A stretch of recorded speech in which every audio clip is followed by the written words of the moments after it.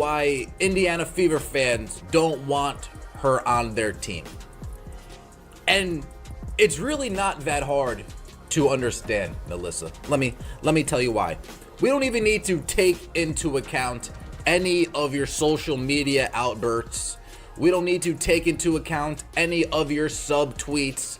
We don't need to take into account any of your drama chasing antics off the court. We don't need to take into account your passive aggressive ways. You're removing the Indiana Fever one day in your bio, adding them in the next day in your bio, tweeting other people's tweets. We don't even need to take into account all the unnecessary drama and garbage that you add to this team when it comes off the court.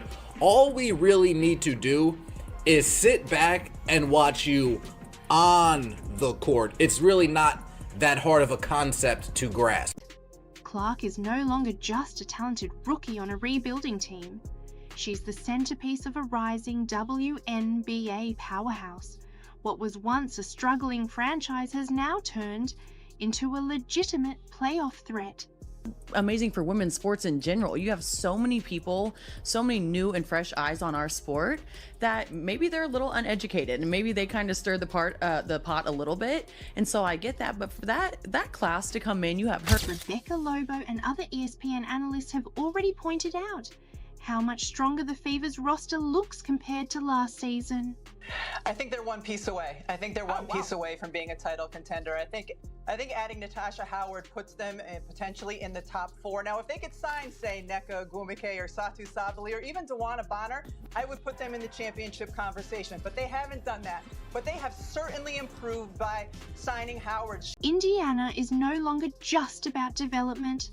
They're about winning. Breaking news came down, so we have to discuss it. This is what we do here. We're talking about the Indiana Fever making yet another move, Alicia, because they're Thanos right now and they're collecting all the Infinity Stones. So Alexa Filippo, hopefully I'm pronouncing her name properly, she is the one who's been breaking all this news.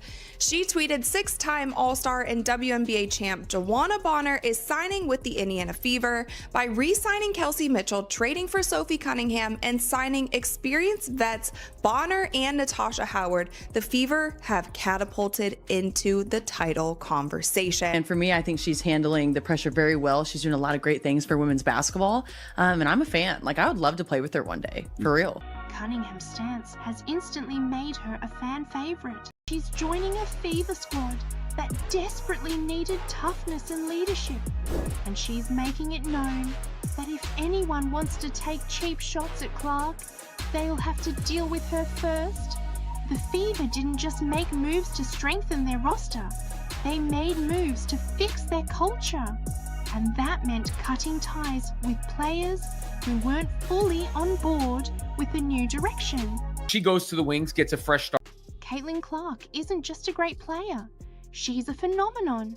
Her arrival has changed the WNBA in ways that go beyond the court. Attendance is up, TV ratings are through the roof, merchandise sales have hit record highs, and all of it is directly tied to Clark's presence in the league.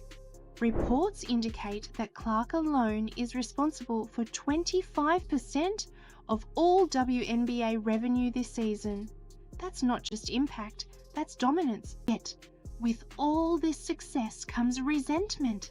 Some WNBA players believe Clark's fame is undeserved, that she hasn't proven herself yet. But the numbers don't lie. Clark is single-handedly elevating the league in ways no player before her has, and Cunningham understands that. Instead of fighting Clark's impact, she's embracing it. She sees the bigger picture. The WNBA is finally getting the spotlight it deserves, and Clark is the reason why. Wow, wow, wow. The Indiana Fever have traded Melissa Smith and got Sophie Cunningham in a 3-way trade. And boy, do I want to talk about it. Sophie Cunningham just did something no one else in the WNBA has dared to do. She publicly defended Caitlin Clark. While many players have taken shots at Clark, Cunningham is standing by her side, calling out the jealousy and criticism Clark has faced. Cunningham's stance has instantly made her a fan favourite. While other players in the league throw shade, Cunningham has chosen to rally behind Clark, positioning herself as Clark's enforcer both on and off the court. This stark contrast between Cunningham and other WNBA players has only fueled the growing divide between Clark's supporters and her critics. But Cunningham's backing isn't just about words, it's about action.